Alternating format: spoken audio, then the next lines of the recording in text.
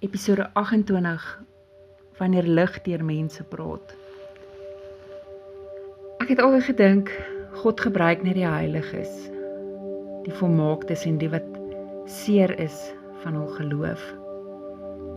Maar hy het vir my gewys, dat hy dikwels deur gewone mense ook praat, sonder dat hulle self dit eens besef.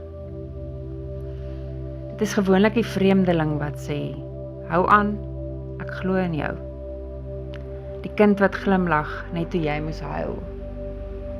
Die vriend wat vir jou nie vra om sterk te wees nie, net stil saam met jou sit.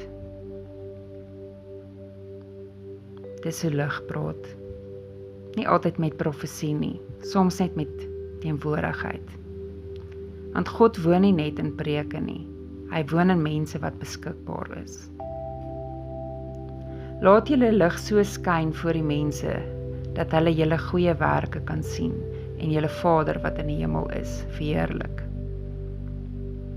Ek het gesien hoe God my aanraak, deur mense wat nie eers sy naam genoem het nie, maar sy hart gedra het. En dit is hoe ek weet. Lig is nie leerstelling nie, dis 'n lewe.